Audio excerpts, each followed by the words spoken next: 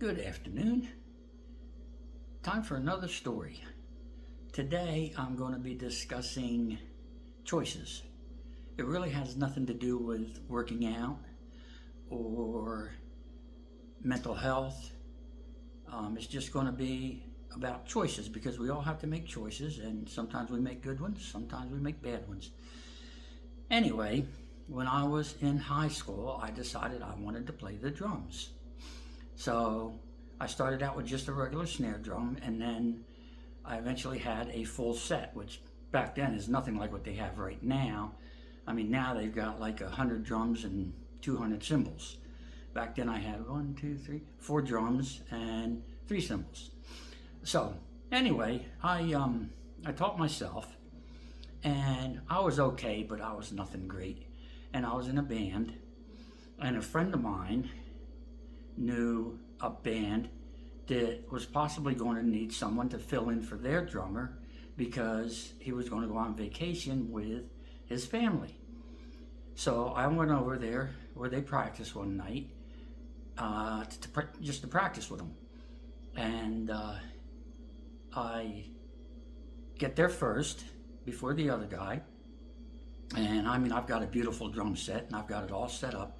Well, he comes in there, and he's got a nice drum set, but it's nothing like mine.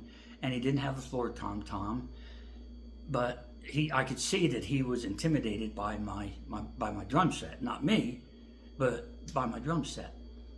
So we started practicing, and I'm sitting there just, keeping a stupid little beat, and he's doing all kinds of fancy stuff and everything, and I'm thinking, oh man, this is, he just embarrassed the heck out of me.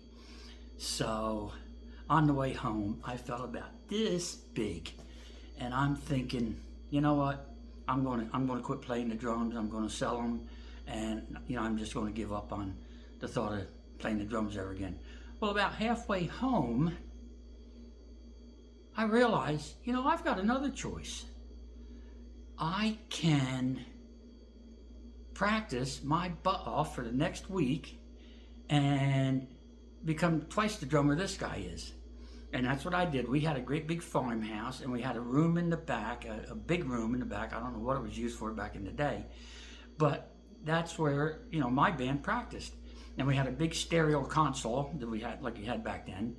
And I would be in that room, every day for hours, playing the same 2 or 3 songs over and over and over again.